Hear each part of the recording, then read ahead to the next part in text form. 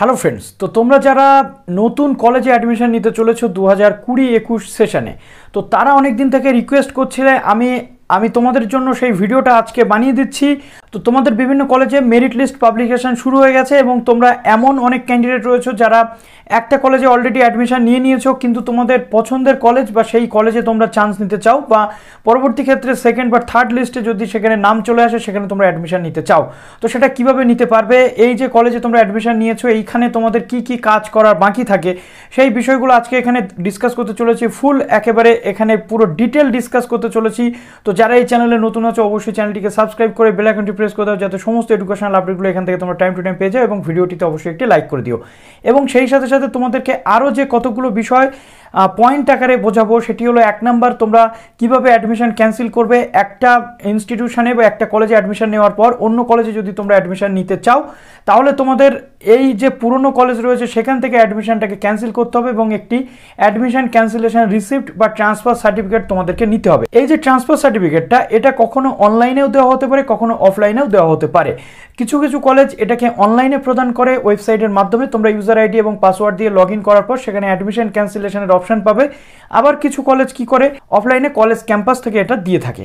এটা হলো 1 নম্বর পয়েন্ট। 2 নম্বর পয়েন্ট রয়েছে রিফান্ড।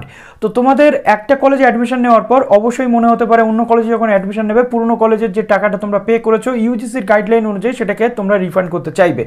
কিন্তু একটা বিষয় তোমাদেরকে ক্লিয়ার করে দিই, প্রথমত ইউজিসির গাইডলাইন থাকা সত্ত্বেও কিছু কিছু কলেজ এই রিফান্ডটা করে না। অর্থাৎ কিছু কলেজের রুলস এমন থাকে যে তারা রিফান্ড করতে বাধ্য নয়, একবার অ্যাপ্লিকেশন বা অ্যাডমিশন কমপ্লিট করার পর কোনো টাকা রিফান্ড করা হবে না। আবার ইউজিসির গাইডলাইনে কিন্তু বলা রয়েছে 1000 টাকা ম্যাক্সিমাম কেটে নিয়ে বাকি টাকাটা কিন্তু ফেরত দিতে হবে। তো সেই দিক থেকে কোনো কলেজ রিফান্ড করে, কোনো কলেজ রিফান্ড করে না, কোনো কলেজ অনলাইনে রিফান্ড করে, কোনো কলেজ অফলাইনে রিফান্ড করে। এখানে আমরা একটা কলেজের উদাহরণ দিয়ে সব কটা কলেজকে বোঝাতে পারবো না, তবু আমি কয়েকটা কলেজকে অনস্ক্রিন তোমাদেরকে বুঝিয়ে দেবো যে এই কলেজে কিভাবে অ্যাডমিশন ক্যান্সেল চলছে এবং কিভাবে রিফান্ড পলিসিও এখানে চলছে। তো এরকম হতে পারে কিছু কলেজ আবার ফর্ম দিয়ে দেয় অনলাইনে, সেটাকে ডাউনলোড করে তোমাদেরকে হাতে ফিল আপ করে ইমেল করতে হয় কলেজকে, সেখানে ব্যাঙ্ক ডিটেল সমস্ত কিছু পুট করতে হয়, কলেজ তোমাদেরকে রিফান্ড করে দেয়। তবে এই রিফান্ডটা তোমরা কবে পাবে? এই রিফান্ডটা তোমরা পাবে যখন সম্পূর্ণ অ্যাডমিশন প্রসিডিওর কমপ্লিট হয়ে যাবে, তখন তোমরা এই রিফান্ডটা কিন্তু পাবে। অ্যাডমিশন ক্যান্সেলেশনটা এমন কিছু কঠিন ব্যাপার নয়, তোমরা সবাই এটা করতে পারবে। এবার এটা এক একটা কলেজের ক্ষেত্রে এক এক রকম হতে পারে, কোনো কলেজ অনলাইনে করতে পারে, কোনো কলেজ অফলাইনে করতে পারে, কোনো কলেজ আবার থ্রু ইমেল করতে পারে। একটা ফর্ম সেখানে দিয়ে দিল, সেটা ডাউনলোড করে তোমরা স্ক্যান করে ইমেল করে দিলে তারপর কলেজ তোমাদের অ্যাডমিশনটা ক্যান্সেল করেই দিল। বারবার বলে দিচ্ছি, একটা কলেজ থেকে অন্য কলেজে যখন তোমরা যাবে তখন কিন্তু অ্যাডমিশন ক্যান্সেলটা মাস্ট তোমাদেরকে করতেই হবে। একসাথে তোমরা দুটো কলেজে সিট অ্যাকোয়ার করে রাখতে পারবে না, যেটা হায়ার এডুকেশন ডিপার্টমেন্টের যে রুলস এবং রেগুলেশন রয়েছে তার কিন্তু বিরোধী। এবং তোমাদের আরেকটি যে বিষয় বলার, অনস্ক্রিন যাওয়ার আগে আরেকটি বিষয় তোমাদেরকে ক্লিয়ার করতে চাই, যাদের কারেকশনের সমস্যা হচ্ছে বা যারা অ্যাডমিশন নিয়েছো কারেকশন না করেই, তারা অবশ্যই কলেজের সাথে কন্ট্যাক্ট করে নাও, যাতে কলেজ তোমাদেরকে ফার্দার কি করতে হবে সেটা বলে দেয়। যদি কলেজ ভেরিফিকেশনে তোমাদের আটকায় তাহলে কিন্তু অ্যাডমিশনটা তোমাদের ক্যান্সেল হতে পারে। তো চলো অনস্ক্রিন তোমাদেরকে দেখি। দেখো, তোমাদের প্রথমে দেখিয়ে দিই ক্যালকাটা ইউনিভার্সিটির একটি কলেজে কিভাবে তোমরা অ্যাডমিশন ক্যান্সেল করতে পারবে।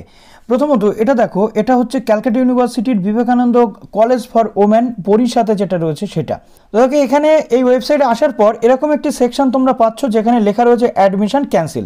তো এই অ্যাডমিশন ক্যান্সেলে আমরা জাস্ট একবার ক্লিক করে নেব। ক্লিক করে নেওয়ার পর দেখো, প্রথমে তোমাদের অ্যাডমিশন ক্যান্সেলের জন্য কি কি করতে হচ্ছে, তোমাদের acknowledgement number, form number, date of birth এগুলো দিতে হচ্ছে। দেওয়ার পর লগ ইনে তোমাদের ক্লিক করতে হচ্ছে, তারপরে সেখান থেকে তোমরা এই অ্যাডমিশনটা ক্যান্সেল করতে পারবে এবং সেখান থেকে তোমরা ট্রান্সফার সার্টিফিকেটটাও কিন্তু পেয়ে যাবে। সেটা পরবর্তী যে কলেজ রয়েছে সেখানে গিয়ে দেখালে কিন্তু তোমরা এই অ্যাডমিশনটা ক্যান্সেল করে নতুন করে অ্যাডমিশন নিতে পারছো। নেক্সট আমি WBSU এর আন্ডারে একটি কলেজ দেখাচ্ছি, যে নামটা হচ্ছে বসিরহাট কলেজ। তো বসিরহাট কলেজে তোমরা অ্যাডমিশন কি করে ক্যান্সেল করাতে পারবে, দেখো একদম নিচে রয়েছে ক্যান্সেলেশন রিসিপ্ট। অর্থাৎ এই জায়গাটাতে তোমাদেরকে ক্লিক করতে হবে, ক্লিক করার পর লগ ইন করতে হবে। লগ ইন করার পর তোমরা কিন্তু এই অ্যাডমিশনটা ক্যান্সেল করতে পারবে। সেখান থেকে তোমরা অ্যাডমিশন ক্যান্সেলেশনের যে সার্টিফিকেট সেটাও কিন্তু পেয়ে যাবে। তো এইভাবে তোমরা অ্যাডমিশন ক্যান্সেল করতে পারবে। এটা সব কলেজে যে একই রকম প্রসেসে হবে এমনটা নয়, কিছু কলেজ আবার অন্য পদ্ধতিতেও এই অ্যাডমিশনটা ক্যান্সেল করাতে পারে, সেটা অফলাইনেও হতে পারে। এটা কলেজ টু কলেজ ভ্যারি করবে। সব কলেজ কিন্তু এইভাবে ওপেন ফোরামে অ্যাডমিশন প্রসেস বা অ্যাডমিশন ক্যান্সেলেশনের যে জায়গা সেটা কিন্তু দিচ্ছে না। আমি চেক করে দেখে নিয়েছি, সেটা জন্য তোমরা হেল্প ডেস্ক নাম্বারে ফোন করে নিতে পারো। যেমন এই কলেজটি রয়েছে কলকাতার বঙ্গবাসী কলেজ, এখানে এখনও অ্যাডমিশন ক্যান্সেলেশনের ব্যাপারে কোনো নোটিফিকেশন কিন্তু নেই, কিন্তু এক এক করে যখন অ্যাডমিশন শেষের দিকে আসবে তখন কিন্তু কলেজগুলো অ্যাডমিশন ক্যান্সেলেশনের অপশন তোমাদের সামনে প্রোভাইড করবে। যদি প্রোভাইড না করে তোমরা কিন্তু সেখানে অবশ্যই জানাতে পারবে।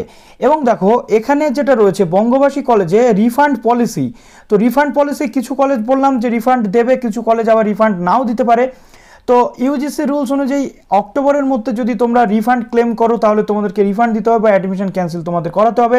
বেসিক্যালি এখানে একটি রিফান্ড পলিসি দেওয়া রয়েছে যেটা বঙ্গবাসী কলেজের ক্ষেত্রে, এটা ক্যালকাটা ইউনিভার্সিটির একটি কলেজ। তো দেখো এখানে কি বলা হচ্ছে, notice regarding cancellation of admission and refund policy of the college for undergraduate admission 2021 all subject এবং স্ট্রিম।